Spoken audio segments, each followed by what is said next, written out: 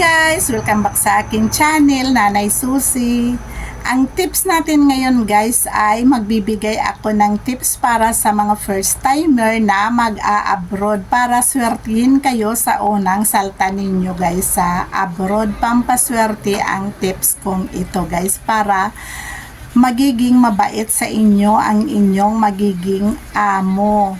Hindi pala ninyo guys na itanong, ako ay nakapunta na ako guys sa halos mga lugar dito sa abroad.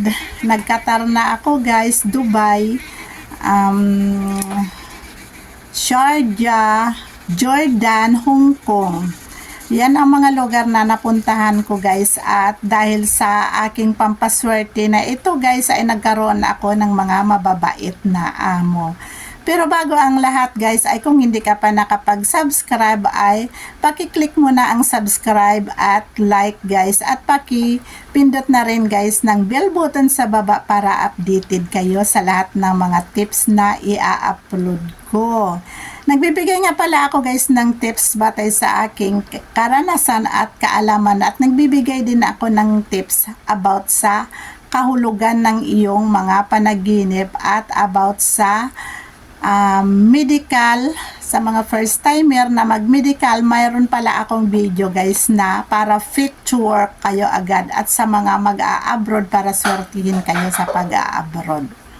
Alam nyo ba guys na sa pag-a-abroad guys ay hindi natin alam kung ano ang swerte na darating sa atin doon sa abroad. Kaya para swertihin ka guys ay pakinggan mo yung tips kong ito guys. Kapag pumunta ka guys ng abroad, sa unang araw mo pagdating mo doon guys sa abroad na pupuntahan mo, ay syempre doon ka didiretso muna sa iyong agency, sa agent mo. Pagkatapos ay magbibidikal muna kayo, pagkatapos ay susunduin kayo ng iyong employer.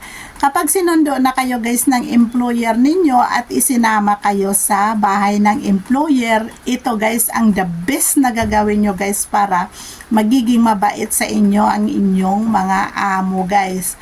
Pagpasok ninyo guys sa loob ng bahay ng inyong amo ay aalisin nyo ang inyong tsinelas. Siyempre, yuyuko ang amo mo at titingnan ka habang inaalis ang inyong tsinelas o kaya sapatos. Pagkatapos, pupulutin mo ito.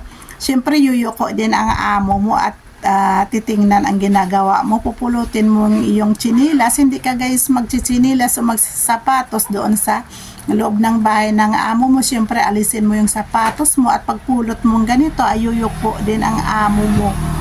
Ang ibig sabihin guys na yuyuko siya nung tiningnan ang ginagawa mo, ang ibig sabihin ay laging nakasaludo sa iyo ang iyong mga amo guys. Yan ang ibig sabihin. Kaya pagdating mo sa pintuan ng iyong amo ay subukan mong alisin ang iyong sapatos para yuyuko ang iyong amo. Pagkatapos ay sabihin mo ay hihingi, kapag pinapasok ka na guys ng amo mo ay hihingi ka guys ng isang malamig na tubig o kahit anong tubig guys, basta guys inumin. Hihingi ka guys ng isang basong inuming tubig. Sabihin mo sa amo mo kung pwede ka bang makahingi ng tubig at iinom ka. Sa ganong paraan guys ay laging malamig sa iyo ang ulo ng iyong amo guys. Ito yung aking apo. Dito nga pala ako ngayon guys sa aking shop. Hindi na ako guys nag-a-abroad ngayon dahil nga nagbibigay na lang ako ng tips sa ating mga kababayan na mag-a-abroad, dahil nag-for good na ako guys at nananahi na lang ako at nagbabantay ng aking mga apo. Yan ang gagawin ninyo guys. Hingi kayo ng isang basong tubig, pagkatapos ay iinumin nyo ito. Ang ibig sabihin guys ng paghingi ng isang basong tubig, ang ibig sabihin ay laging malamig ang ulo ng iyong amo sa inyo guys, at magiging mabait sila sa inyo guys. Yan guys ang 2 tips guys na para maging mabait sa inyo ang inyong mga amo. Una, pagpasok nyo ay tanggalin nyo ang iyong sapatos.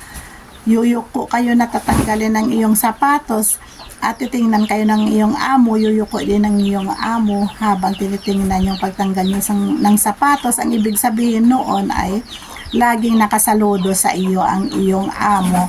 At ang paghingi ng isang basong tubig guys ay laging malamig ang ulo ng inyong amo sa inyo, na kahit na mayroon pa kayong kasalanan ay hindi niya kayo papagalitan dahil nga hindi mainit ang kanyang ulo sa inyo.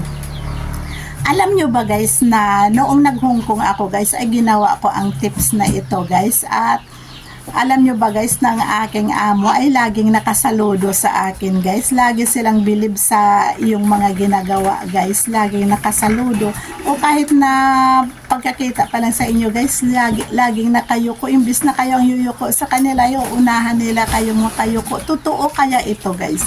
Pagkatapos ay laging malamig ang ulo ng aking amo sa akin at nagustuhan nila ako.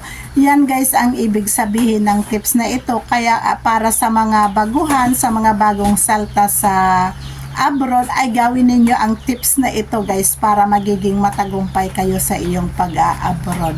O sige guys, yan lang ang tips natin ngayong araw. At sa mga hindi pa pala nakapag-subscribe guys, ay i-click nyo na guys ang subscribe, like at bell button sa baba para updated kayo sa lahat ng mga tips na i-upload ko. Sige guys, yan lang muna ang ating tips ngayon. Maraming salamat. Ito po ang iyong lingkod, Nanay Susie.